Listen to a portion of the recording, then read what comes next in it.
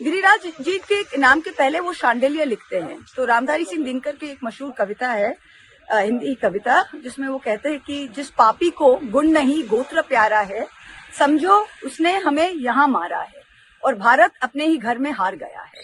तो ऐसे लोग, ऐसे बेशरम मंत्री हमारे जो है, जो एकमात्र महिला मुख्यमंत्री के बारे में ये सब कह सकते हैं, इनके लिए आज भारत की ये हाल है। और ये बीजेपी सरकार, बीजेपी के मंत्री, all of them, they are misogynous, they are patriarchal, they dislike women. वो कहीं मान ही नहीं सकते कि एक महिला होकर, जो किसी मर्द के कंधों पे हाथ नहीं देकर, जो अकेले खड़ी होकर आज यहाँ पे पहुंची है, वो हजम ही नहीं कर पाते। आपको लगता है उनको माफी मांगना चाहिए? उनको तो माफी मांगना चाहिए, पर वो इतने बेशरम है तो कभी मांगेंगे ही नहीं। वो इतने झूठे हैं, सुबह कहते हैं कि हमने हाँ ठुमका लगा रही है, शाम को कहते हैं कि हमने नहीं कहा।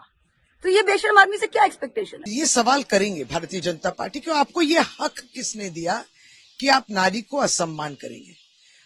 गिरिराज सिंह केंद्र मंत्री है, जिम्मेदारी वाली जगह है। आप ममता बनर्जी के बारे में वो ठुमका क्यों लगा रही थी और नाच क्यों कर रही थी? जिस तरीके से आपने ये घिनौनी बात रखी, हम लोग, आप माफी भी मांगे तो वो भी कम रहेगा। ममता बनर्जी इस राज्य की मुख्यमंत्री है। कल कलकत्ता इंटरनेशनल फिल्म फेस्टिवल थी, बड़े शानो शौकत से ये फेस्टिवल हुई, जहां पे बहुत लोग उपस्थित थे और बहुत सुंदर एक प्रोग्राम हुआ।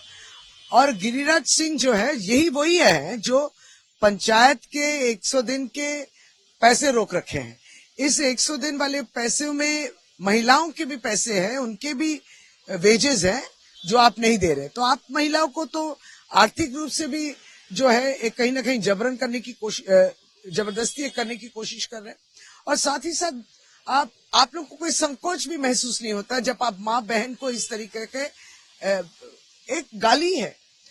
और हम लोग इसके विरुद्ध आज हमारी मंत्री चंद्रिमा भट्टाचार्य और हम लोग दोनों ये प्रेस कॉन्फ्रेंस किए, क्योंकि हमने देखा कि ये लगातार हो रहा है। अब देखिए, गिरिराज सिंह की इस वीडियो को ट्वीट करते हैं leader of the opposition Bengal में, तो भारतीय जनता पार्टी ने अपना परिचय तो दे दिया। अब ये बंगाल की जनता तक फैल जाएगी और हम लोग बात बोलेंगे कि देखिए कैसा ममता बनर्जी को अपमानित किया जा रहा है।